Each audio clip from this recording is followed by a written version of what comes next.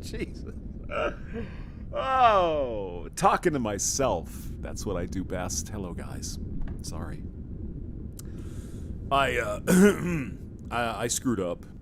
I shut the volume down, and, well, things just went haywire. So, better turn the fan on. Yeah. Jolly Noose is here. Hello. Yeah.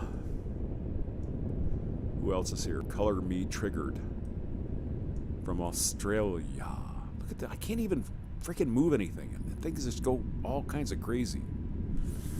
Son of a bitch. SCE, hello. Yes, we are back. I was afraid the volcano, you know, all that. Jason Fields, this is happening right now. Yes, that's right, sir. Yes, Jason. This is in, well, Iceland, of all places. Yeah. Oh, that's Prince Edward Island here. Hold on. Let's see here. Is that Newfoundland? What is that? Yeah, Newfoundland. Okay. Some people say Newfoundland. Oh, okay. Sure. Sure. There's Iceland. So, like, really, it's not really, it doesn't seem all that far from Iceland to Scotland here. It's not, it doesn't look that, you know, far away. And of course, excuse me, as I mentioned earlier, the women who were in the Air Force in World War II, planes over here somewhere in the United States, and then fly them here. And then the men would take over and go and bomb Germany here. I mean, can you imagine? I mean, think about this. I kind of follow the World War II stuff. Here's the United Kingdom. Here's London, right? And of course, it was over here where we invaded World War II on D-Day here. It really doesn't look all that far, you know, to Germany, right? Berlin's over here somewhere. Yeah, there's Berlin. Munich. Doesn't look. Our bombers didn't have enough gas most of the time to get over here and back, which is weird. You know, nowadays it's like, yeah, we'll get on an A320 and we'll fly to Australia. Do we have enough gas? Oh yeah, not a problem. And so the World War II bombers coming from London barely had enough gas to go over here and do some stuff and then get back. Weird. Yeah. Oh, excuse me, look at this. Denmark. That's where all that socialism is happening. Now, did you know, this is also kind of interesting. Of course, Finland and Russia, they've never been very good friends, really. But there is I think it's this area right here. This is actually Russian territory. Kaliningrad, right here. Of course, Russia's over here. So, it's one of those freaking World War II things that is kind of weird. It's like, okay, yeah, Germany, we beat you. Yes, you did. What do you want? Well, we want this. It's like, oh, okay. Of course, they needed a port, right? Russia needed a port. Russia. Yeah, Russia here.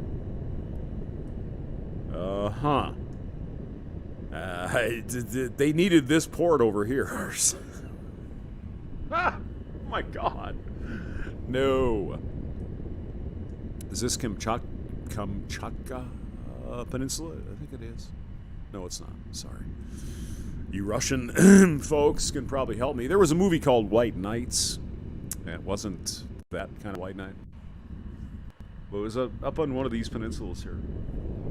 It was Mikhail Baryshnikov, actually. Oh my God. So beautiful. The way this man could dance. It's just like, wow. It's one of those things where you look at this guy, and you're like, How is that even possible? This is amazing, man. Amazing.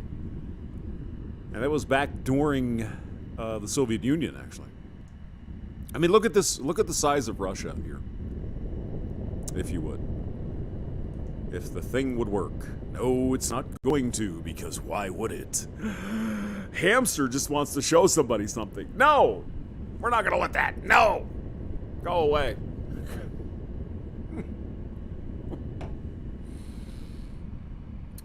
Unfreaking believable. I can move it, but I can't zoom out, or maybe I'm zoomed out totally. Well, whatever. But here's Russia, from roughly here to here. This is China here. Russia. I mean, you know, look at the United States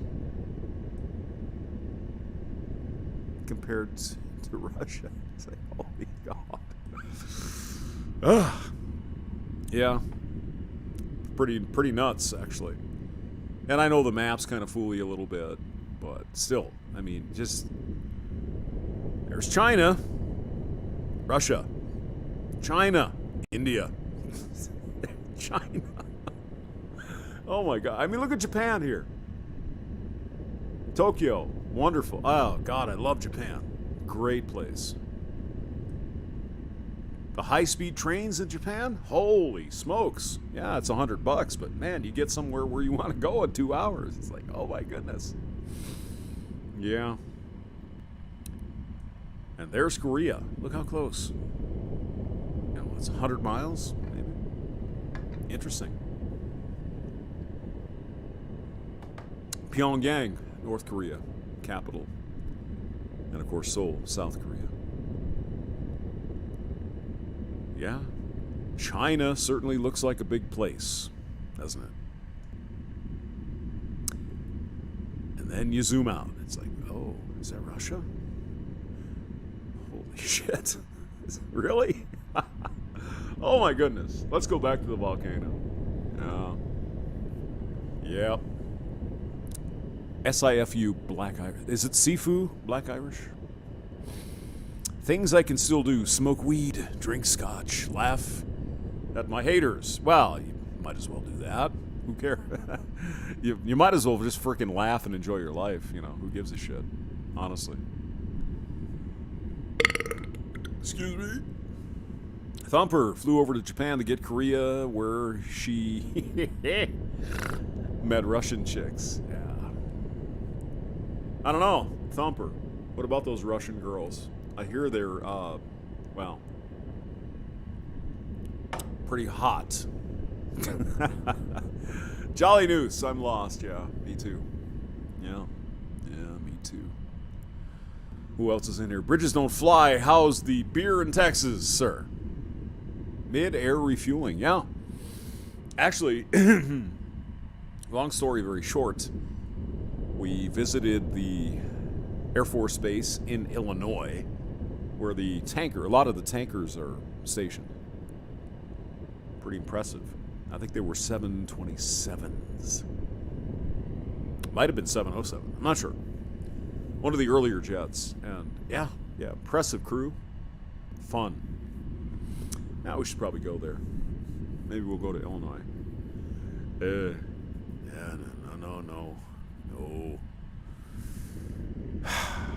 Thumper. I don't want to hear that much about Russian girls. Just like, are they hot? Yeah, cute. Michel Gourver. They're always rushing into things. Thumper, Scott Air Force. Is it Scott in Illinois? Outside of St. Louis? Okay. Yeah. Yeah, that was very, very interesting. I should probably tell that story. Okay. Let me just go take a whiz. I'll be right back. Hopefully I won't kill the stream again. Yes.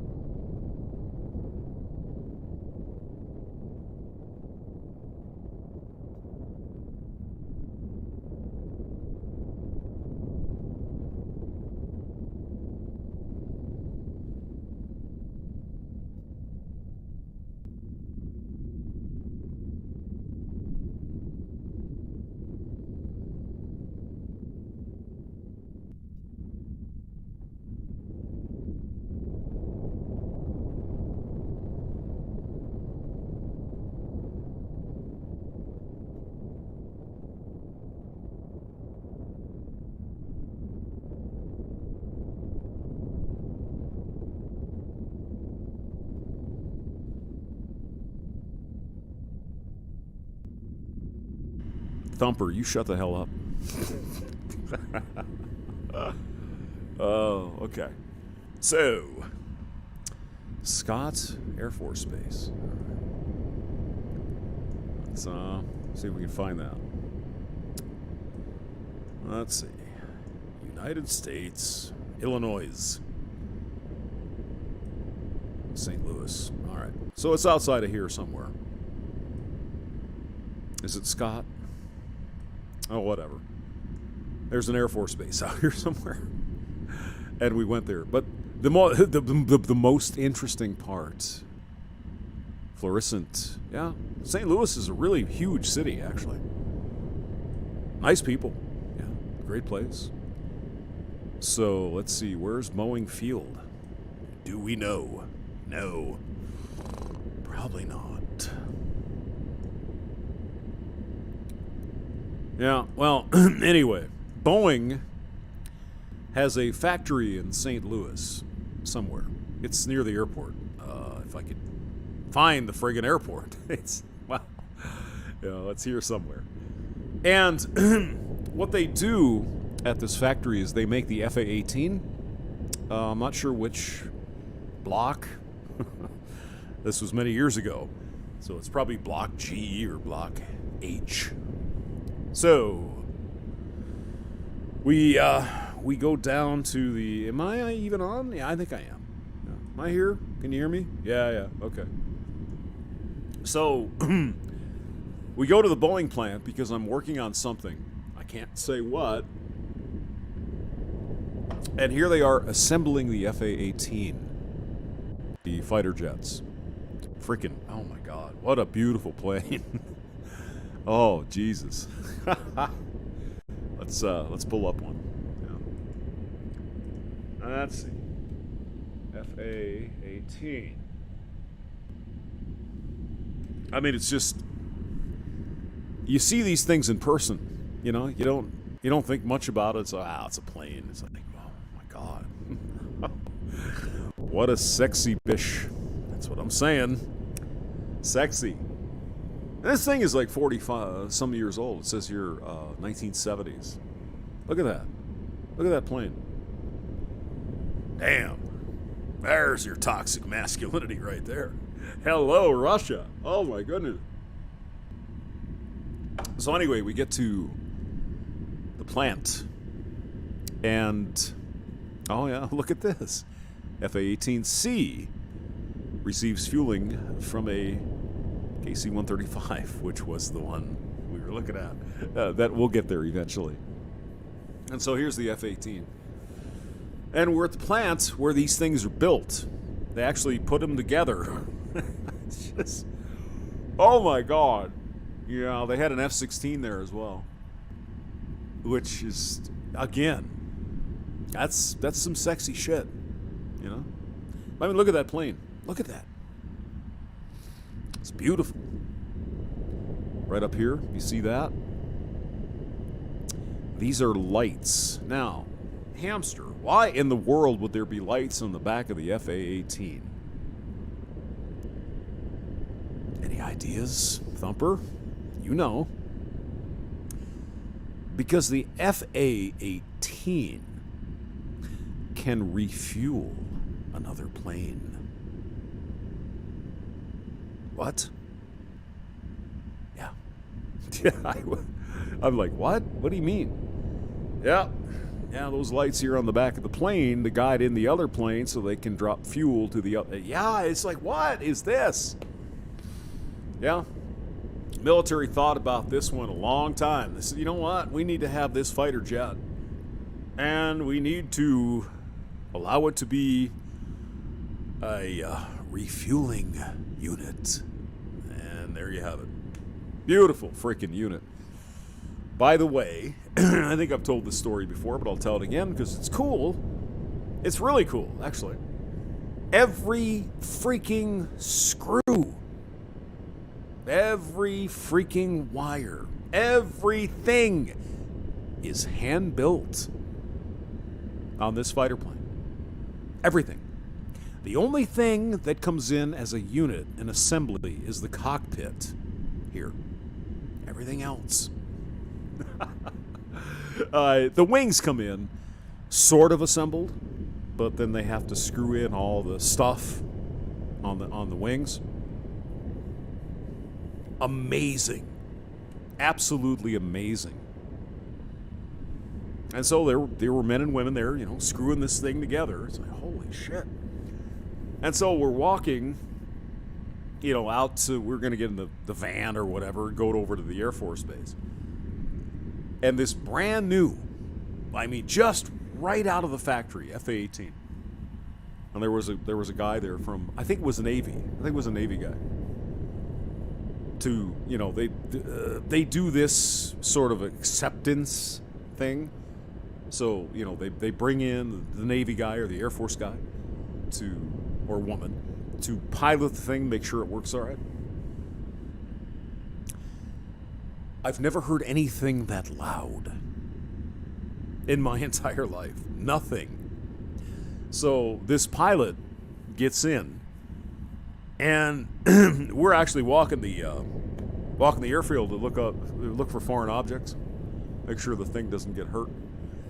They're like, "Oh yeah, hey, come out here, look for shit." It's like, okay. And so after we're all done with that, and the pilot gets in the plane, and we're like, I don't know, a half mile away, probably from, I think it's probably Boeing Field, I would guess. Excuse me. In St. Louis. And this aircraft took off. Oh my God. Now, this is one plane. One jet fighter. And he took off, and the ground literally shook. He's like, and we're looking around. It's like, what's going on? It's kind of like this volcano. Ground's shaking. It's like, what the hell is going on? And boom! The pilot went from, obviously, ground level to like 10,000 or 12,000 feet in about 7 seconds. Oh my God.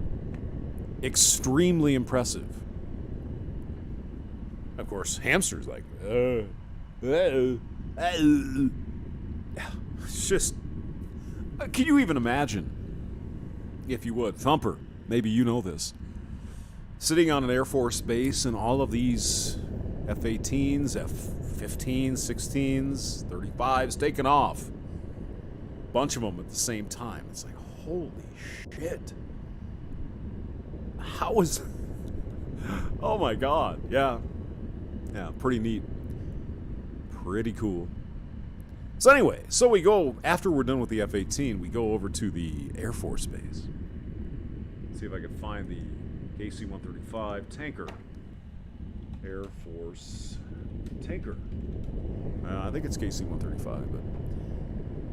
Yeah, that's the new one. I may have worked on that one. Oh, it is a 707. Okay. All right, so there's the tanker. You know, basically it's just it's a big freaking jet, right? It's huge. 4-engine kind of thing. And you can see here, this might be an FA-18 being refueled. Not sure if it is, but you can see, I mean, it's pretty big. That's a pretty large unit there. So, we head over to the base somewhere in Illinois. And, oh, it's a F-15. Ah, see? What do I know? I guess the F-18 is the older brother or the younger brother of that one. So we get over to this Air Force base, and we're there to tour and look at this tanker. Basically a 707. I mean, this unit is, I think it was built in the early 1960s. Pretty sure. I mean, this thing is older than I am. These girls have been flying around for a long time, right? And so you can see there's 1, 2, 3, 4 engines and all this. And okay, so it kind of looks like a sort of a plane. And so we get to the base. Here's the fun part. We're just stupid civilians, don't you know?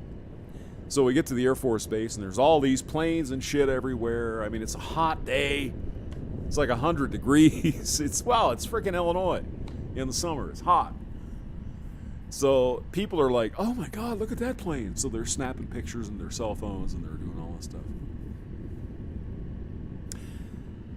And then some dick,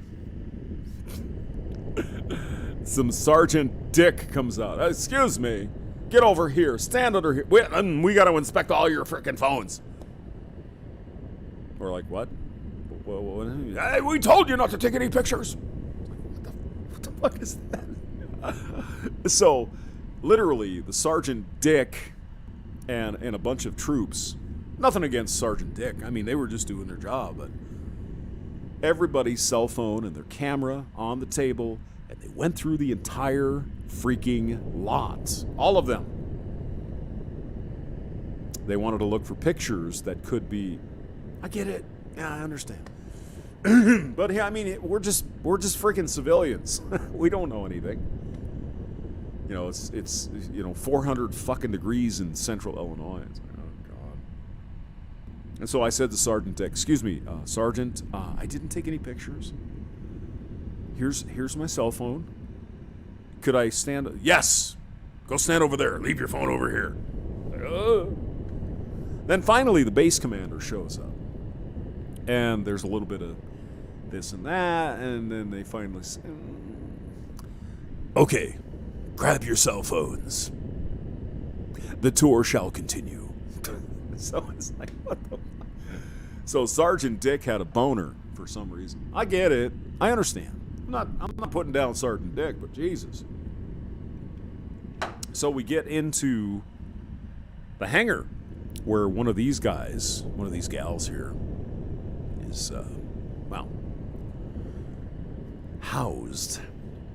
And they're going to do a little tour for us civilians, right?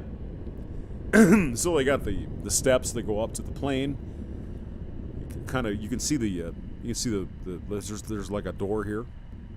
And so they had like a step thing here so you could get into the plane. And so it was like, oh, cool, man. Oh, we get to get into the tanker, right?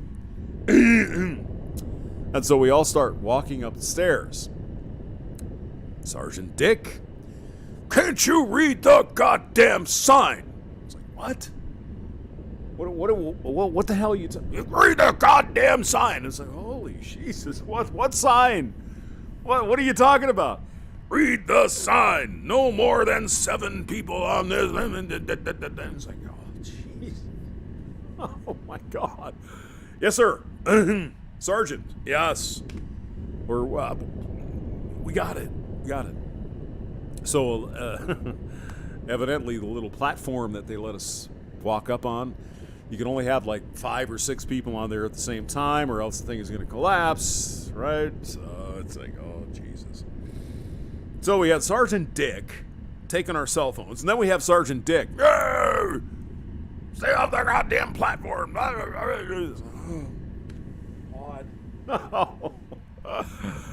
Oh, God. And so remember now, this was about 3 hours after we got there. All right, we're all sweaty. We're all hot. We smell. Got the cell phones confiscated, and then we get to the freaking plane, and we're getting yelled at by Sergeant Dick. Oh, God. Yeah. That was fun. Anyway, this is like the boom, or what do they call this? The drogue, I think. Now, there is an officer or a man or a woman up in here. There's a window, and they can look and see where this thing is going, and they have controls to fly this into the plane. It's really friggin' cool, actually. Again, this is 1950s technology. And so what happens is the guy or the woman running the drogue here, they lay down here in this section of the plane, look out the window and they have controls to fly. So they're laying down. They're laying like on their stomach, face forward into the freaking glass so they could see the plane. And then they fly this thing into the hole over here. Can we zoom in? Oh, we can. Look at that. And so this thing is actually controlled. You know, it's not just laying out there and then this guy in this plane's got to fly up and hit. No. There's a man or woman in here flying this into the plane to deliver the gasoline or whatever, fuel. Very impressive. I mean, we got on this plane, and I know there's some pilots somewhere might be listening. The pilot seats up here in the front all covered with like this lamb skin or lamb fur or something. And there's a shitter, there's a head up here somewhere. There's a coffee maker and a microwave oven, some cooking utensils, that kind of thing. Because, I mean, these planes fly like all the time, right? They're up in the air, you know, constantly until they run out of gas. Then they have to land, get some more gas, come up, especially during times of war. Interesting thing. This plane, the one I looked at, was born in 1960, I think it was 61, and that was one of the later ones. And all of the men, it turned out it was all men in this case. The pilot, the co-pilot, navigator, the drogue driver here, they were like 23. I mean, that's funny. It's like, oh yeah, we're flying this plane. Yeah, it's older than my grandfather. Pretty crazy. So there's my story about the tanker. I don't know what that is. Something, probably. But these engines, I mean, it's really hard to get, you know, perspective here. Because, you know, it's a picture, you don't know what's... These fucking things are huge. They're huge. They're like, if you put it in your living room, it would take up at least half of your living room. Just one engine. Oh my God, yeah. And of course, you know, they're jets, and they have a thing at the back here. Yeah. You know, I'm just thinking about it. It's like, oh my God. Well, I mean, really, look at this. Look at this aircraft here. Look at the size of the engine. It's like at least this much. Just one engine, like right here. And of course, this guy has two engines. Oh God. Yeah. This was a 707, I believe. Yeah, originally. So there's my story, and I'm sticking to it. So I'm back to you guys. Hello. Lukia. Kayushka. Hello. B-52. You know what? If we're going to talk about jets and shit,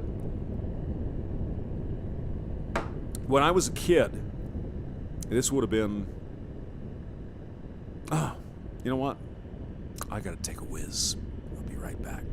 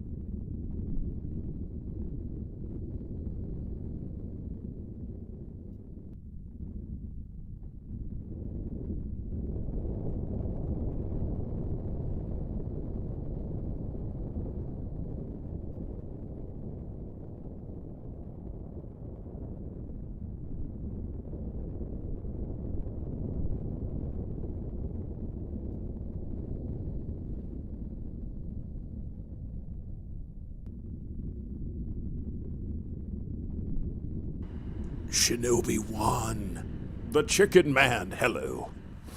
How's it going, Shinobi? What's up? Elizabeth Weddle. Elizabeth, Sounds like a girl. What? There's girls on this stream. Oh no. Hello. It's amazing we can fly. I'm just waiting, wondering how it will become. Yeah. I understand your point. Okay, so let's duck away from the volcano for a little bit. B-1 bomber. Whoops. B-1 bomber.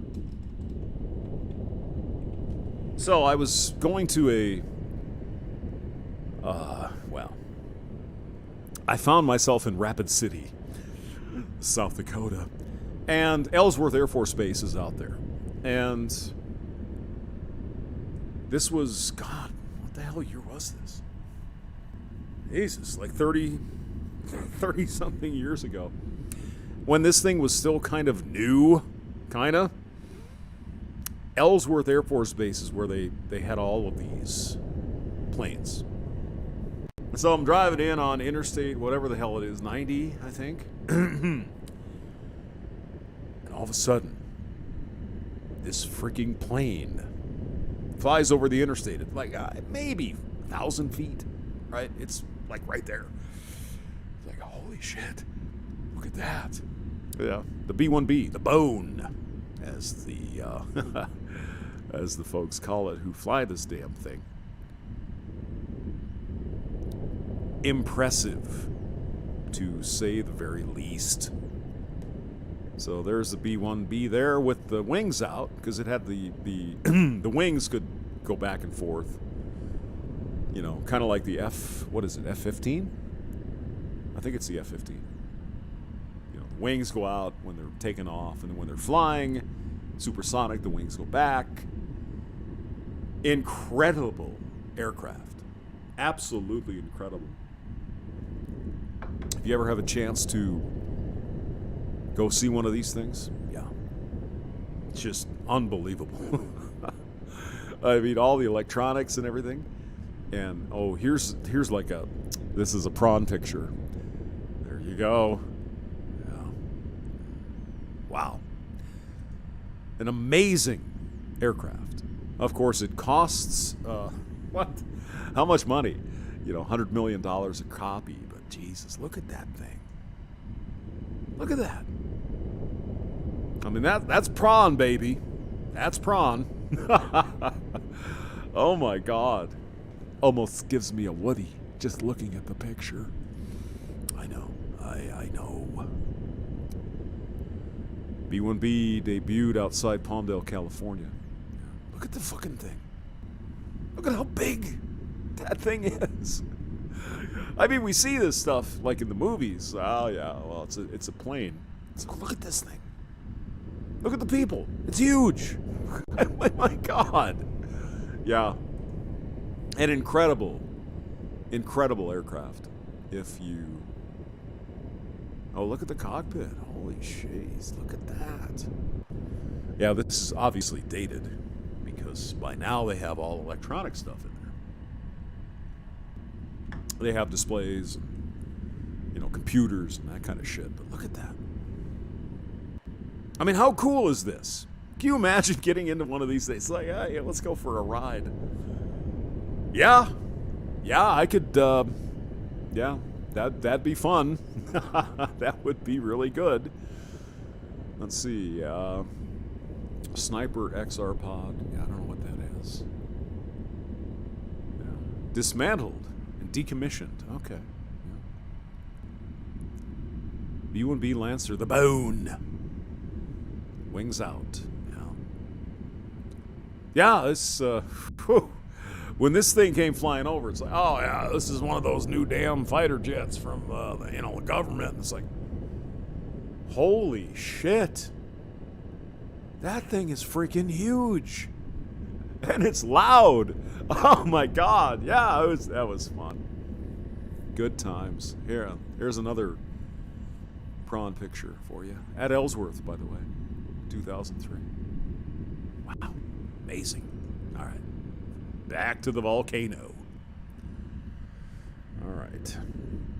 Is this thing looping? It sounds like it's looping to me. Hamster SR-71. That's Pron. Oh, oh, baby.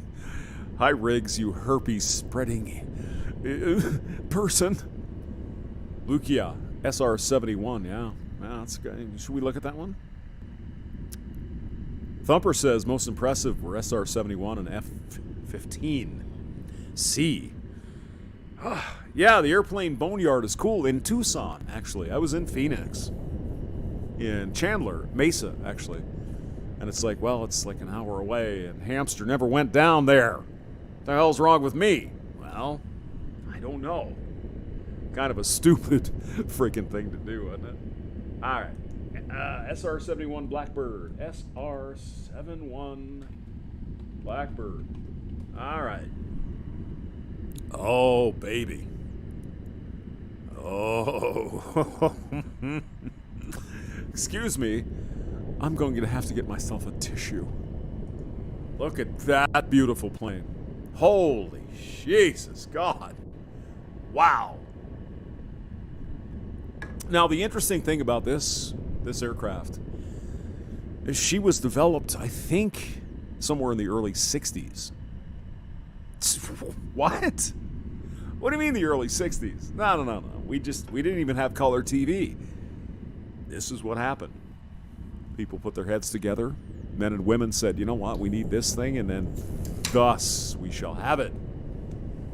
My goodness. It says here this is the trainer version, because there's two people in there.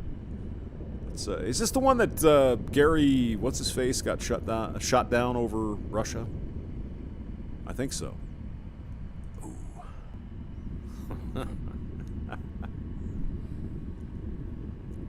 Lube it up, boys. Lube it up. Yeah. Where's this at? Lockheed? Skunkworks, yeah. Lockheed. Okay. Alrighty. Here's the cockpit. What? Yeah, look at all these analog gauges here. There's your Horizon whiskey compass is up here somewhere. Oh my goodness, look at that. Nothing electronic. Well, nothing you can, like a screen. You know, a lot of this shit was electronic, but obviously behind the scenes. So the pilot was up here. This is the view, right? You're at 75,000 feet, and this is what you're seeing. It's like, oh my God. Wow. That's freaking Pron right there, baby. That's Pron. Holy shit. Whoa. I'm not sure I can hold it together at this point. Look at this guy. Look at that. Ooh. Oh, damn. And remember, this was in the early 60s, I believe.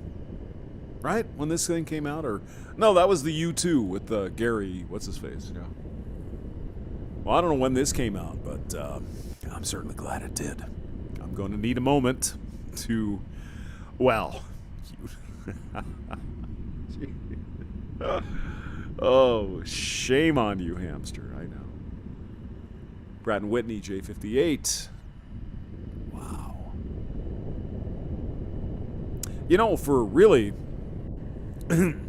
for such a generally simple idea with the jet engine, there's kind of a lot of shit that needs to go into it.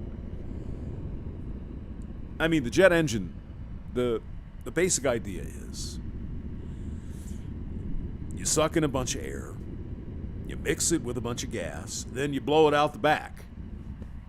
That's really it. But yeah, look at all this stuff. Oh my goodness. Yeah, I'm sure the SR-71 was overbuilt beyond your conception. Because, you know, this was back in the day, honest to God, we used freaking compasses. We had slide rules. Oh, Jesus.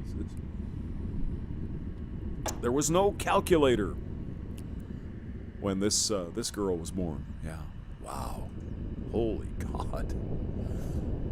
Oh, there's one getting refueled here. KC-135.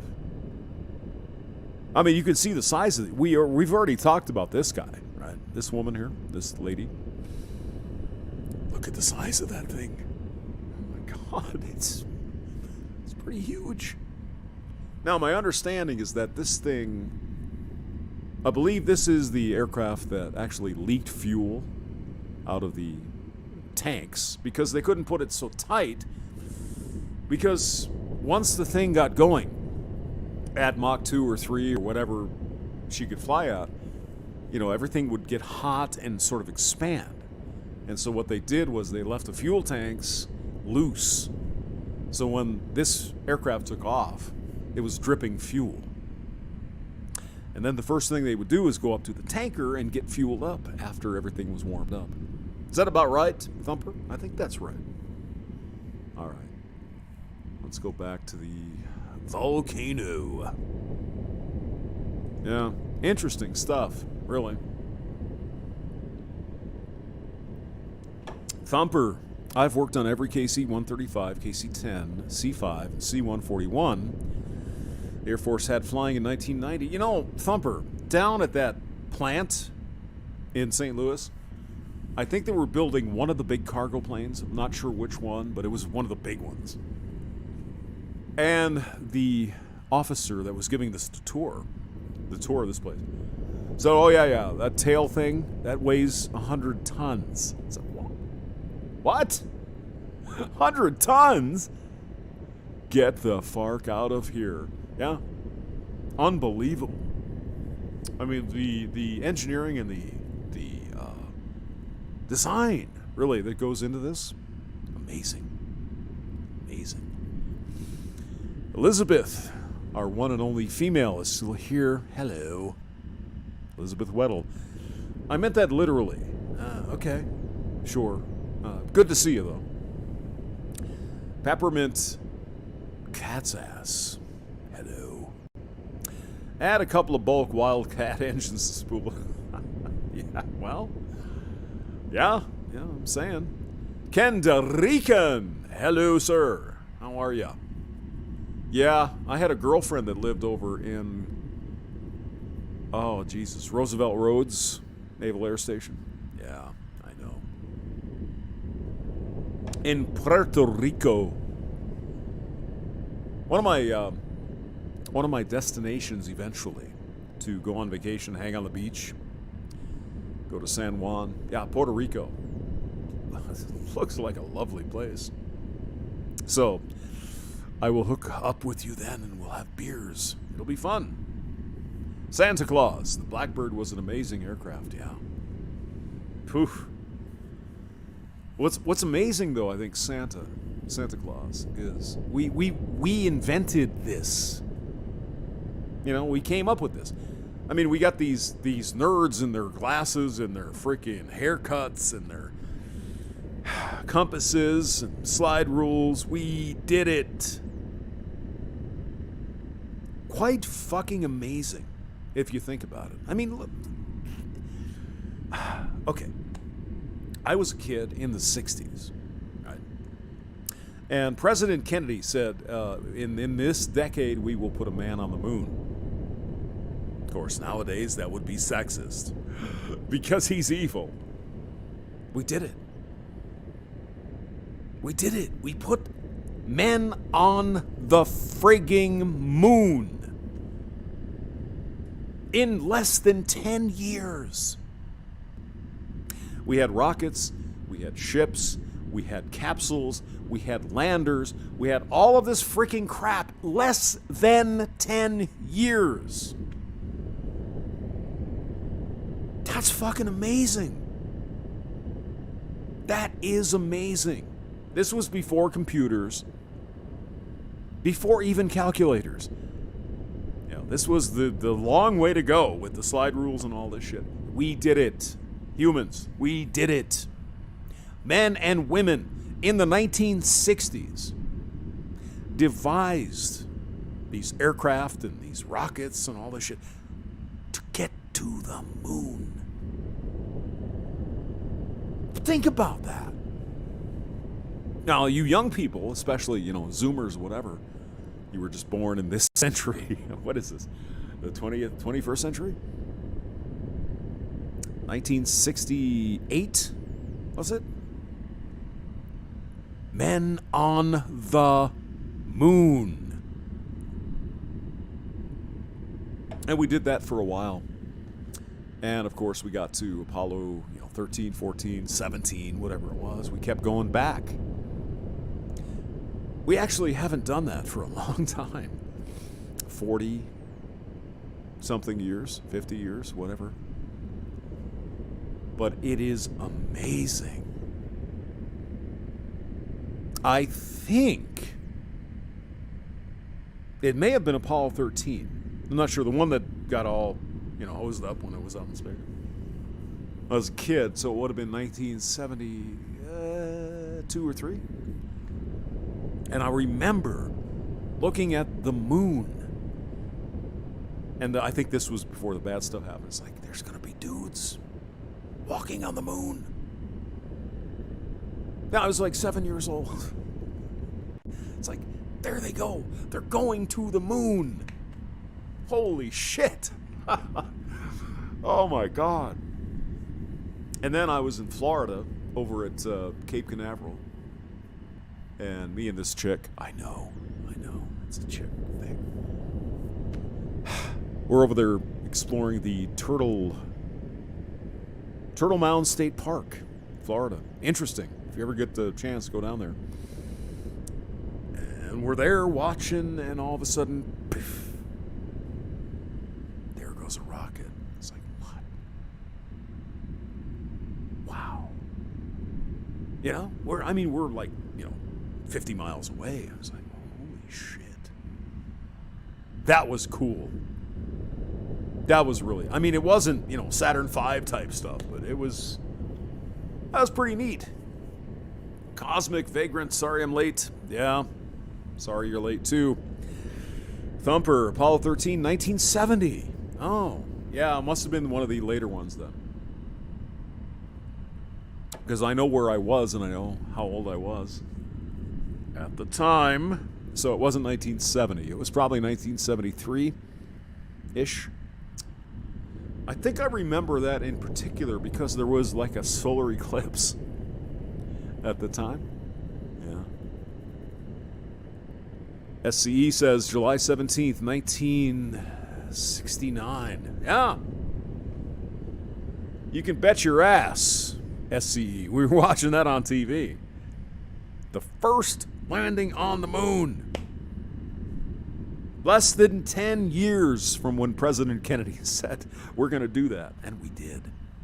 It's amazing. Absolutely amazing.